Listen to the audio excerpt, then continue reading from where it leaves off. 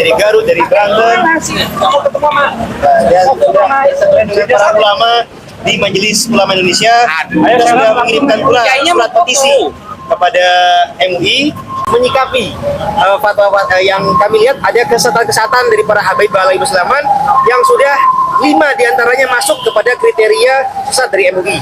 Dan juga kami juga membawa para ulama dan juga saksi korban Mbak Zeda Salim untuk mencurahkan isi hatinya bahwasanya ada kesesatan oknum Habib yang sudah kekerasan seksual.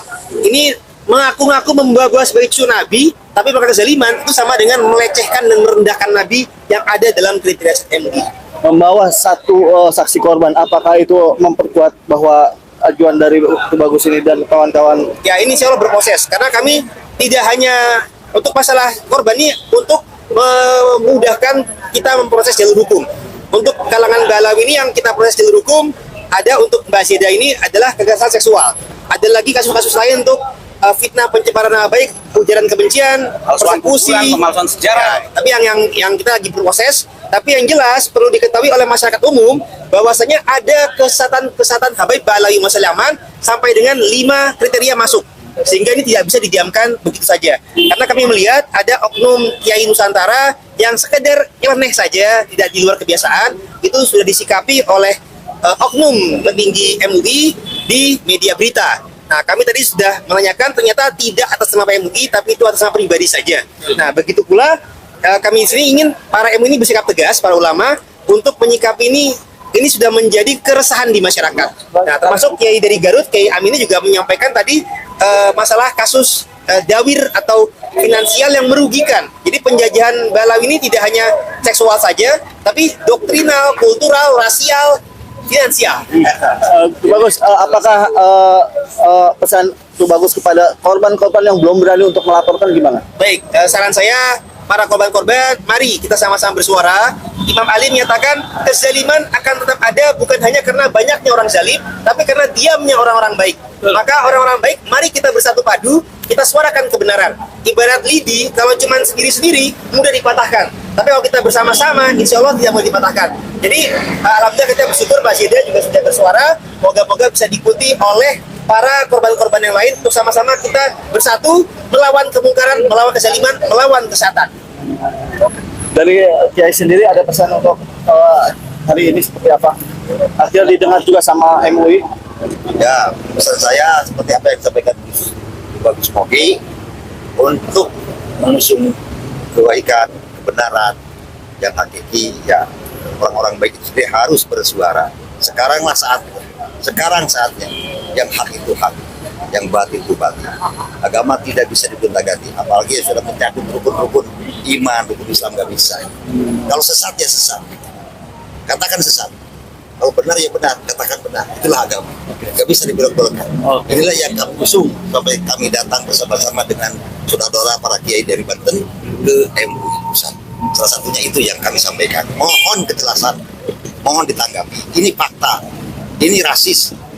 Ini resah masyarakat, khususnya kaum muslimin dan terkhusus warga Nahdlatul Ulama. Itu saja.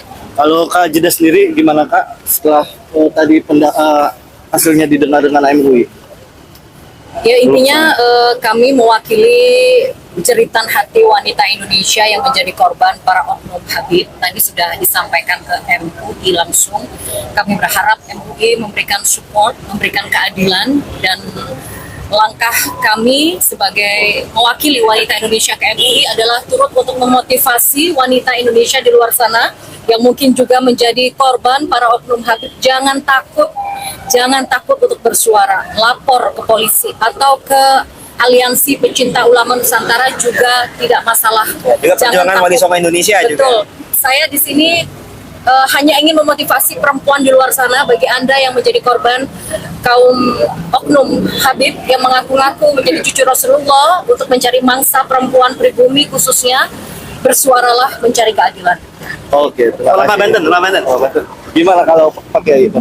Jadi intinya kami datang ke MUI Pusat agar MUI sebagai lembaga yang mewadahi para ulama se-Indonesia dalam menyikapi permasalahan harus seadil-adilnya, jangan pilih tebak.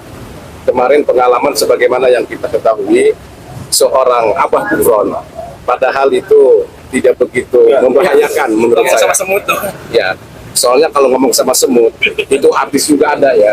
Siapa tuh yang semut-semut merah itu? Harus dindi, mesak, ya. Terus siapa tuh yang Hobi biasa. Hobi Mesa, terus Oh, iya. lagi yang bubuk-bubuk bergoyang itu. Ya,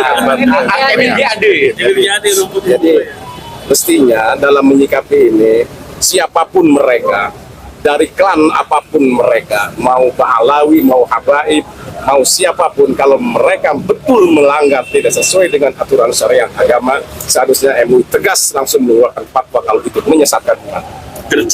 Terkait yang kedua, masalah kajian nasab yang digelontorkan oleh Kiimat, seharusnya setelah 2 tahun melihat, harusnya MUI merasa gimana gitu, terpanggil untuk bisa menjadi suatu yang memfasilitasi untuk bisa bertemu antara Robito dengan pihak Kiimat ya.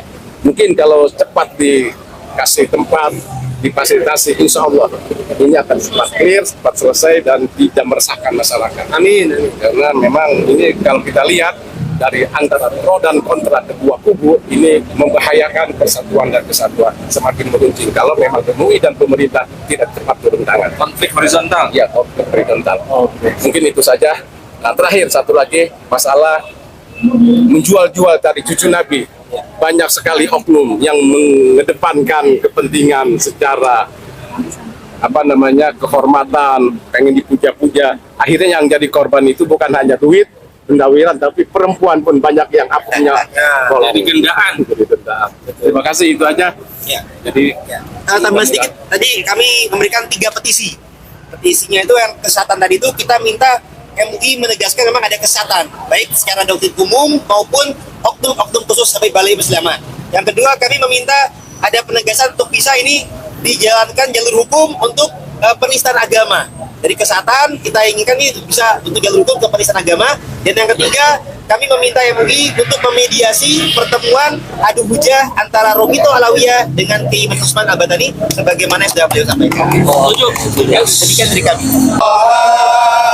Rasulillah, salatullah,